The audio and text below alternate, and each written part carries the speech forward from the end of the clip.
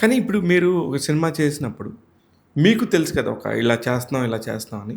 ఇప్పుడు మనకొచ్చే రిజల్ట్‌లో రివ్యూస్ పరంగా అయ్యుండొచ్చు, లేకపోతే మాట్లాడుకునే దగ్గరగా అయ్యుండొచ్చు. చాలా ఫాస్ట్‌గా నెగటివిటీని స్ప్రెడ్ చేస్తున్నారు సార్. దాన్ని మీరెలా తీసుకుంటారు?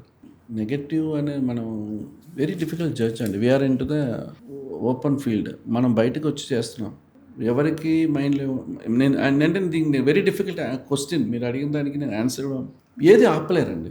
ఎప్పుడు ఒక సక్సెస్‌గా బావుందనే సినిమాని ఏ రకంగా మీరు మాట్లాడినా కూడా సినిమా సక్సెస్‌ని ఆపలేరు. బాగున్నప్పుడు దాన్ని ఎవరు ఆపలేరు.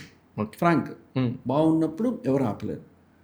అది డిఫరెంట్ జోనల్. మీరు బాలేదు అనుకుంటే తర్వాత మీకు ఆ డిస్కషన్స్ వేరేగా ఉంటాయి. ఎందుకు మనం బాలేదనే వాళ్ళ దగ్గర ఎందుకు మళ్ళీ వెళ్ళి వినాలి? రైట్. ఒక్కొక్కడు వాడోడు పాయింట్ ఆఫ్ వ్యూ. ఒకప్పుడు మనకి మీడియా లేదు, ఏది లేదు, వాళ్ళ ఇంట్లో మాట్లాడుకునేవాళ్ళు. ఇప్పుడు మీడియా ఉంది కాబట్టి ఆయన వ్యూ ఆయన చెప్తున్నాడు. సో నేను దాన్ని కూడా నేను నెగటివ్ కూడా ఆలోచించను. అది ఆయన is point of view. Everybody point of view. అంటే దానివల్ల బాగున్న సినిమాకి డ్యామేజ్ అవ్వచ్చు కదా! అది ఎవరు ఆపలేదు సార్. సినిమా వచ్చి ఇప్పుడు ఒకరు బాలేదంటారు. మీకు ఎగ్జాంపుల్ రివ్యూస్ ఇస్తుంటారు బేసిక్‌గా. కొన్ని సినిమాలకి మనం చాలా తక్కువ రివ్యూ ఇస్తారు. మీరు ఎగ్జాంపుల్ చూస్తే 'ఓజీ' వచ్చి 2.75 ఇచ్చారు. ఎవరో నాకు నిన్న చెప్తున్నారు.